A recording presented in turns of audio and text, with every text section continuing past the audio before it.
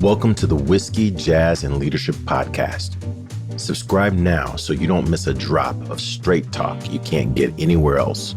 We discuss the whiskeys to drink, music to listen to, and what it really takes to be an effective leader. I'm your host, Galen Bingham, the leadership strategist. Tonight's guest, former Coca-Cola senior executive, author, and owner of Sattem Solutions, John Sattem. Hey, what you drink? I love that all three represent a state of mind. And I absolutely agree with everything that you said. Talk a little bit more about this state of mind that leadership provides, because very often people think of leadership as it's a title. It's a certain level within the organization. And there's some truth to that. But you're introducing this idea that it's a state of mind. You can have the title and not have the state of mind, and probably won't be as satisfied with the results. So share a little bit more about what you mean by that. You know, when we're just coming off the NFL playoffs and, football and national championship game and Super Bowl's coming up. And when you look at some of the great quarterbacks right now, they stay in the pocket and wait for the play to develop. And they have all this coming at them, and people are coming at them and, trying to create more time and space. And when they do, they tend to find somebody that's open that wasn't open before and create an amazing play. And so one of my leadership thoughts for people is stay in the pocket and wait for the play to further develop.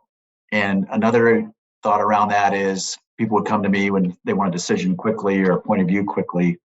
And I would say, do you want a fast no or slower yes?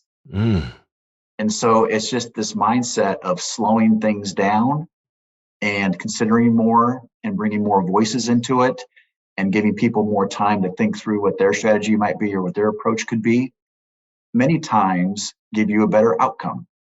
So sit in the pocket. Wow. Man, that sounds like just great wisdom for life. It sounds like is that now you've just published a new book. Now, is that part of the wisdom that someone would pick up if they were to go to Amazon, go to a website, just pick up some more John Sattem isms? There is my life lessons in leadership and coaching for Light Up Your Path to Success. And it was a passion project I took in 2021. So there's a lot there. And really the motivation was to put my stories in one place. And so it was more of a personal journey. But they're there, for people to pick up. And it's really geared toward young professionals or new leaders would be the target. But I think anybody can pick something up from it. But I just wanted to do it. And it was a real accomplishment to do something I never had done before with that. But some of those things are in there, yes.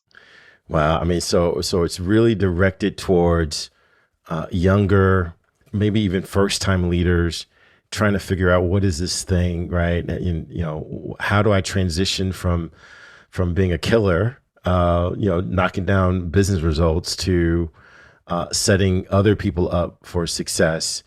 It's almost like you may have been writing to that John Sattem that was responding to a posting for this opportunity with the Coca-Cola company.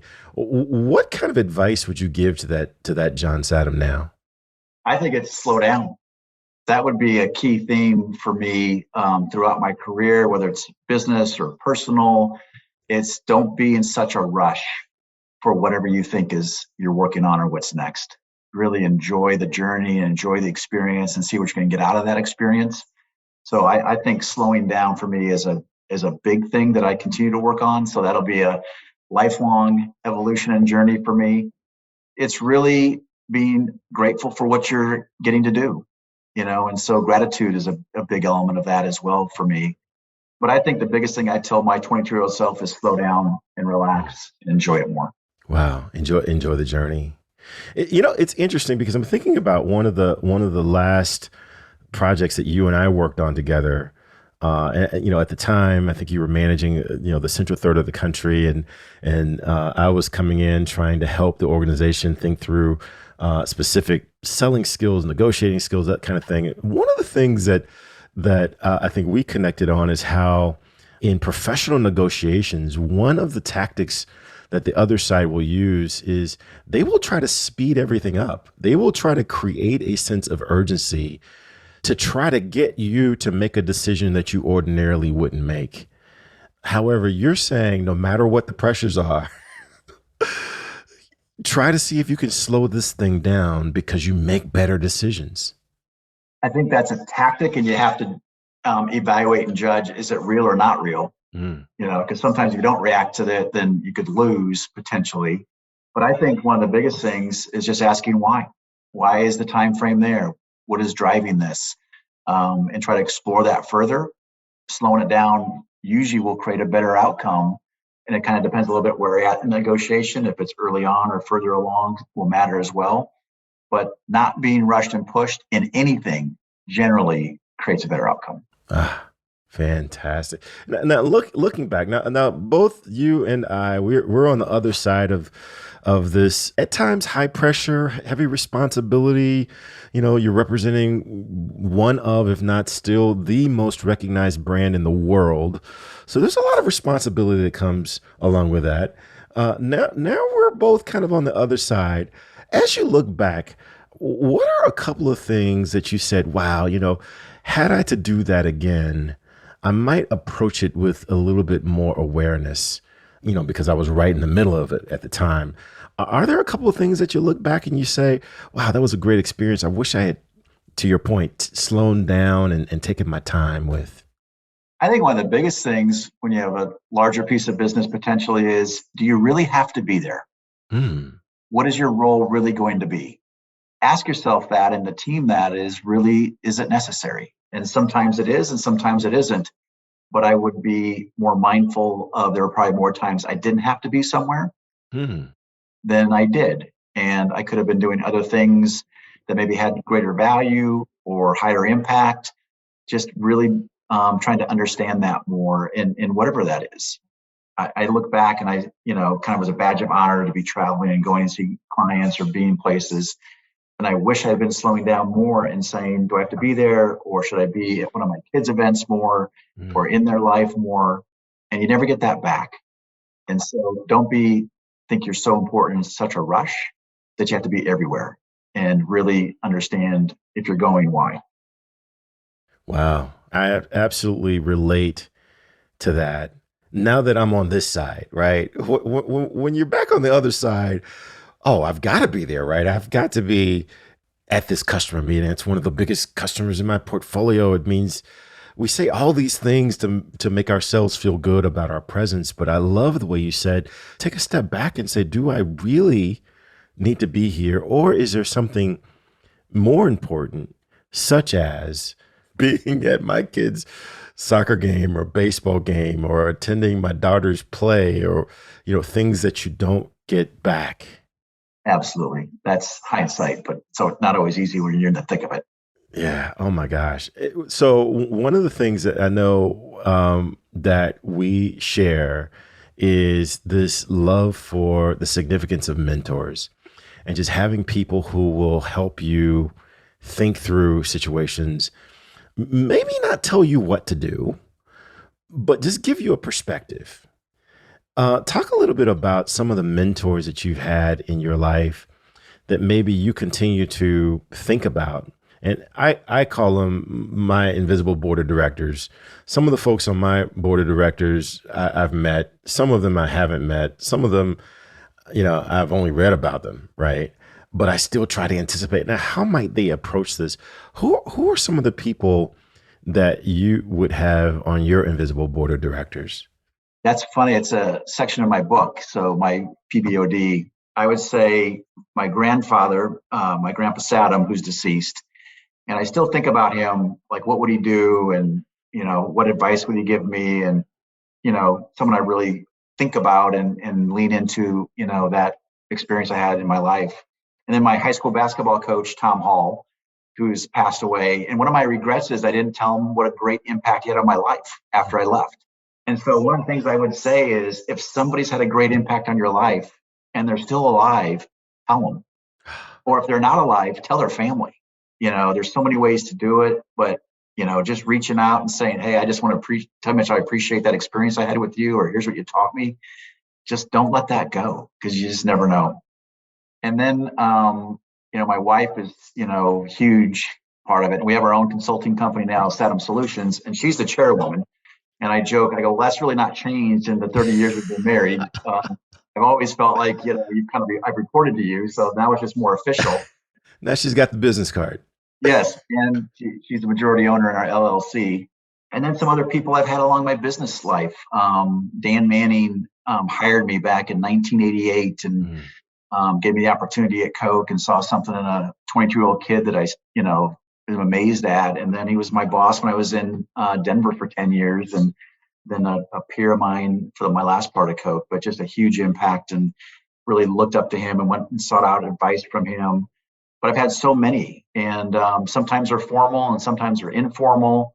And I'm so passionate about mentoring. I started a mentoring group when I was my last couple of years at Coke, and started off small and I grew bigger. And it was just a wonderful way to give back and help people navigate their careers and think about, different opportunities and how to go about it. And one of the really cool things about that was we talked about, in a career, every 36 months, you might have a job. Then what are you doing developmentally in that 36-month window, so you can have two experiences in that time and not just one? And so as you grow, if you can double up your experiences developmentally and with your core job, you're going to have so many more things available to you because of that mindset of taking more on and being open to that. So mentoring is a big part of my life. It helped me tremendously. And one of the things my wife and I are doing right now is interviewing skills for younger people, people new in career, or students. And we're helping them with college scholarships or career coaching for interviewing. And that's been wonderful. And so we've done that. And I had a woman that was trying to get into PA school.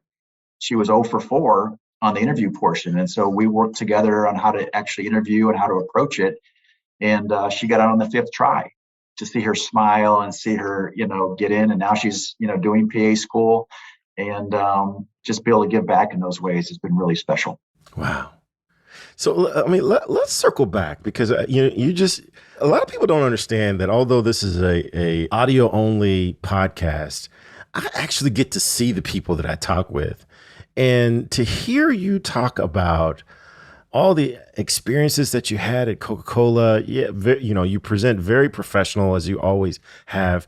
But when you talked about that, the lady or the girl that you helped get into PA school, there was a different look on your face.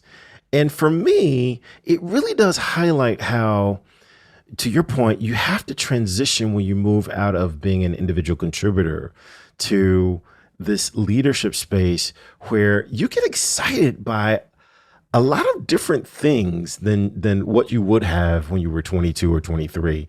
Talk a little bit about what brings that smile to your face. It almost looked like you just landed another major customer at Coca-Cola, where you talked about helping this client win her interview on her 5th try. I just think it goes back to my roots of playing basketball. And so I had people that coached me and helped me, coaches or older players. And, we'd scrimmage in the summer, and you'd learn some new moves, and, you'd see what they would do and how much stronger or faster they were. And you were trying to keep up and, hold your own. And then you got to be a better player, and you kind of dictated the flow in the game. And I really think there's an analogy to business with that. And, you're struggling and you're trying to keep up, and you're not quite there. You're not quite certain. And then you find your footing, and you find your game, and you find what you're good at. And then you want to help others, that you see that where you were at, and learning their craft or learning their skill, or, seeing a passion come out. And so I really think I started at a very young age with that. And that's just kind of core to who I am.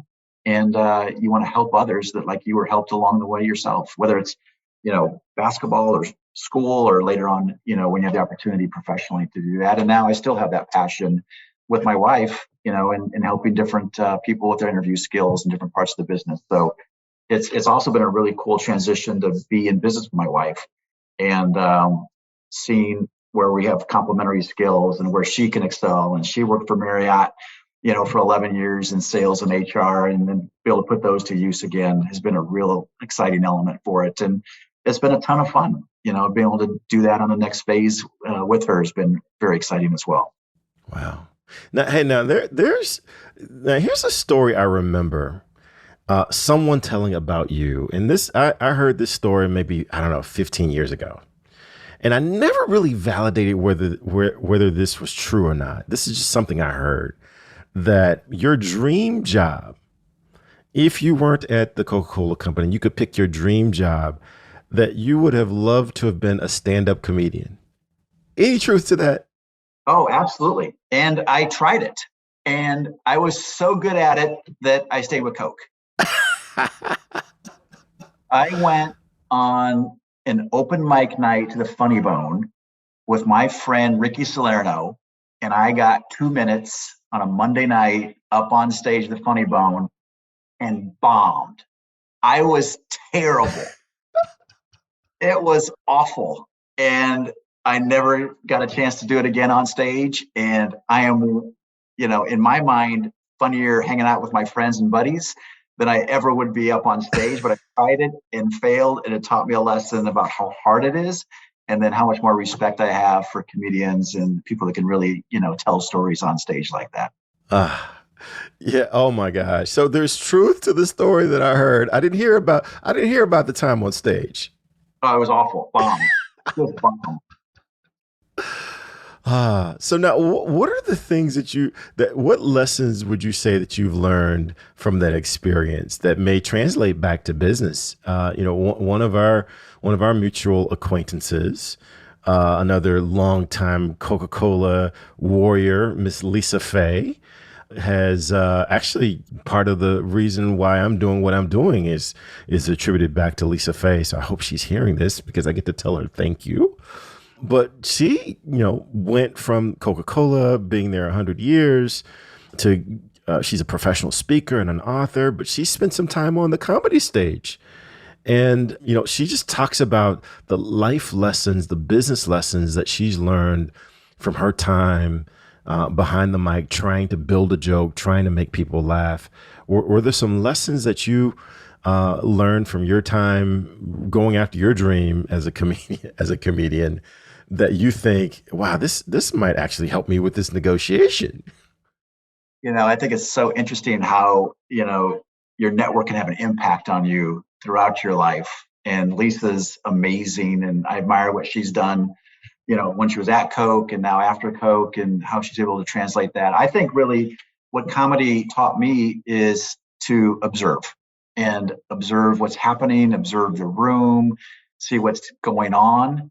And when used in a good way, comedy can diffuse a tight situation or difficult situation appropriately. Now it can blow up on you too. So, it's not always the right way to go, but it can really create a connection or disarm or create a different feeling in the room. And I think you have to really observe and know when to do it. And sometimes more importantly, when not to. My favorite comedians are observational storytellers, and really comedy is telling stories. I think in business, if you can tell a story, and it doesn't mean you go on and on, but if you can tell a story in a great way, that you can be very effective and sometimes more effective, depending on what the audience is. Yeah. Oh my. Okay. Now you're reminding me of this conversation I had with Angie Flynn McIver. So if you're listening to this, you have to double back and check out my conversation with her because she wrote this book, Before You Say Anything, and she talks about the art of communicating. And she says that communication is really about creating emotion and that we should think about what is the emotion that we're wanting to create even before you say anything. And I know a big part of what's made you successful throughout your 32 years is I never saw you as being someone who would go into a meeting just kind of winging it. You always presented as being buttoned up, having a good idea of where this needs to go, where it could go, but you had a plan. And so this idea of creating emotion and thinking about how, what's the emotion that you want to create, how does that hit you? I think it's a big idea and really interesting. I really also think about it as trying to understand who you're interacting with Mm.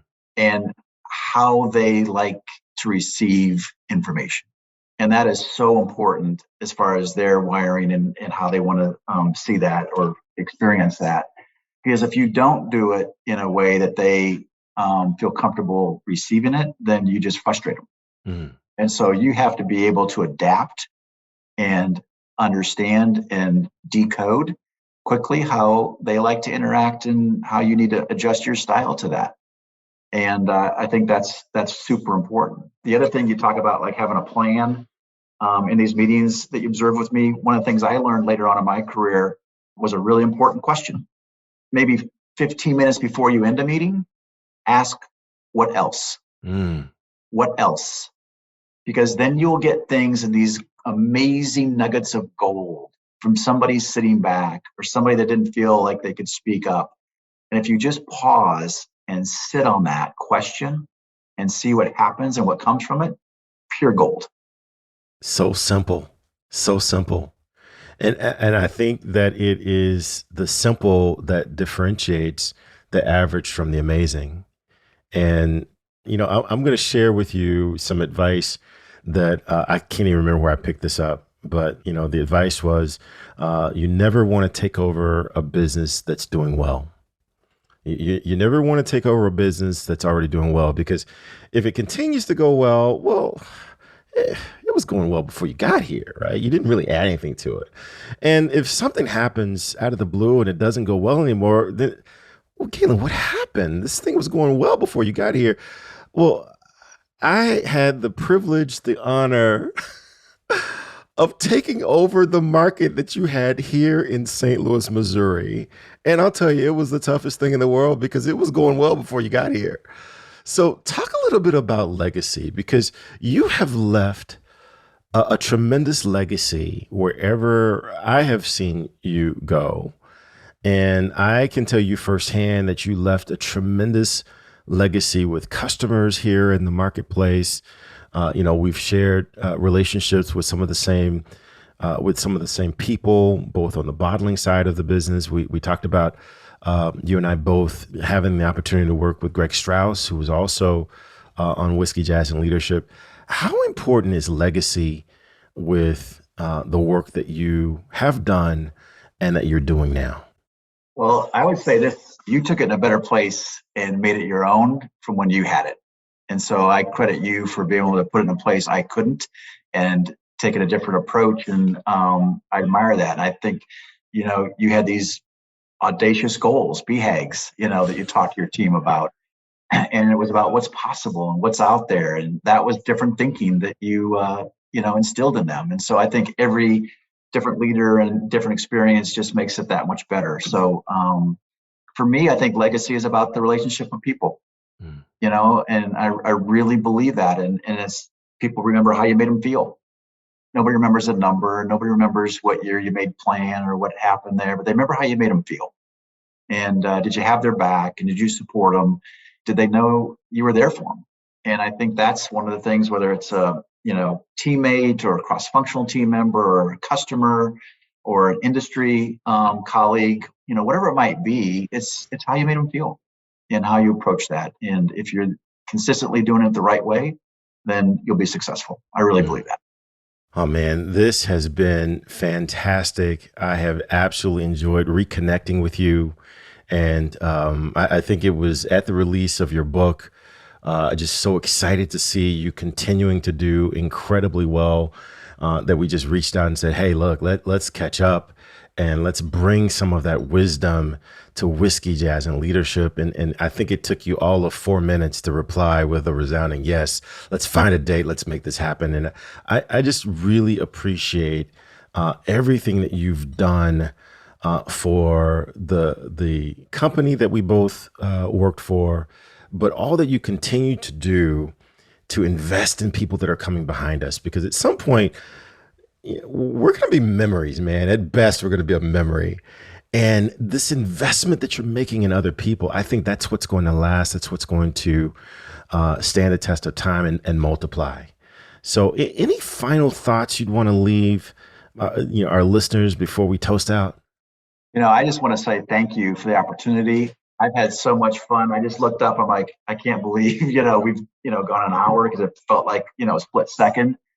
And I admire what you're doing, and you've got this whole ecosystem and, business model. And it's just really cool to see what people do, and where their passions, take them. And it's amazing what you've been able to accomplish and how you make an impact on people and businesses and leaders.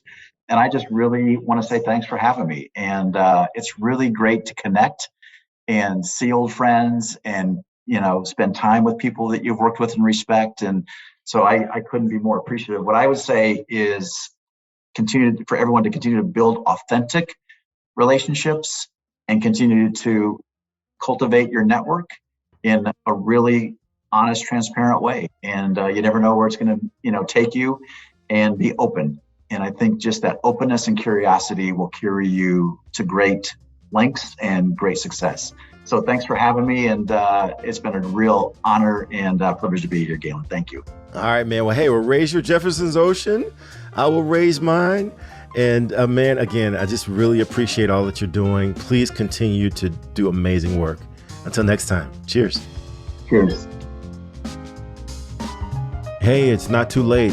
Hit that subscribe button so you're sure to catch the next episode. If you're really enjoying the vibe, leave us a review or become a VIP for guest and show exclusives. Cheers.